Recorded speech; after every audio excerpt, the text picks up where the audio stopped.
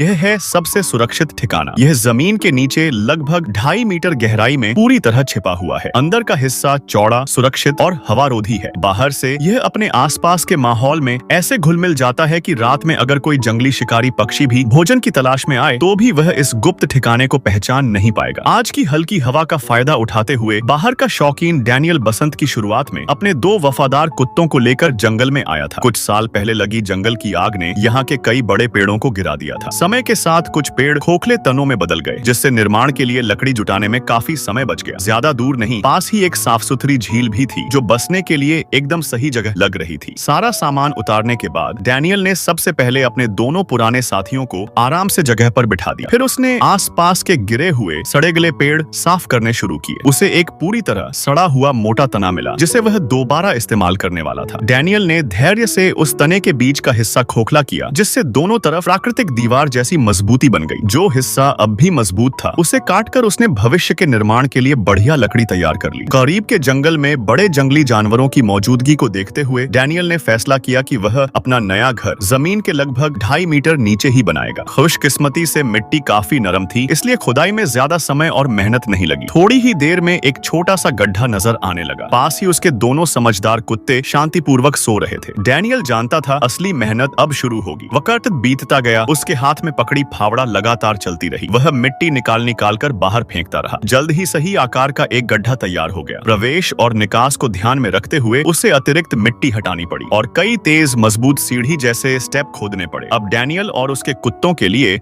अंदर बाहर आना जाना आसान हो जाएगा। सीढ़ियां पूरा होते ही जैसे उसका कुत्ता कहने लगे, मालिक, ये नया घर कैसा बन रहा है? डैनियल हल्के से मुस्कुराया। उसे पता था कि अब अगला सबसे अहम काम है, गर्माहट के लिए एक मजबूत अग्निकुंड बनाना। अग्निकुंड की रूपरेखा तैयार करने के बाद डैनियल ऊपर गया ताकि धुएं के लिए सही जगह चिन्हित कर सके। उसे एक मजबूत लकड़ी मिली जिसका एक सिरा उसने धारदार बना लिया ताकि आसानी से धुएं के निकलने का रास्ता खोदा जा सके। जब यह काम पूरा हुआ तो धुएं का वेंट सीधे बाहर की ओर खुल गया। बारिश का पानी भीतर न जाए इसलिए उसने पहले कुछ सूखी घास इकट्ठी की, फिर पास की झील पर जाकर एक बड़ा पानी का बैग भर लाया। वापस आकर उसने पानी और मिट्टी मिलाकर सबसे मजबूत प्राकृतिक गोंद जैसा मिश्रण तैयार किया। चिमनी के ढांचे के लिए पत्थरों का इस्तेमाल हुआ। यह ऊंचाई बढ़ाने के लिए बेहतरीन था और मिट्टी में दरारें पड़ने की चिंता भी नहीं रही। चूल्हे के अंदर की 2 परत डिजाइन का भी एक मकसद था, इससे जलने की प्रक्रिया पूरी तरह होती। सब कुछ तैयार होने के बाद डैनियल ने उत्साह से कुछ लकड़ियां इकट्ठी की और पहली बार अग्निकुंड जलाकर देखा। अग्निकुंड उम्मीद से कहीं ज्यादा अच्छी तरह जला। स्क्रीन के पार से भी उसकी गर्माहट महसूस हो सकती थी। क्या आप चाहते हैं कि मैं इसके आगे का हिस्सा भी लिख दूं?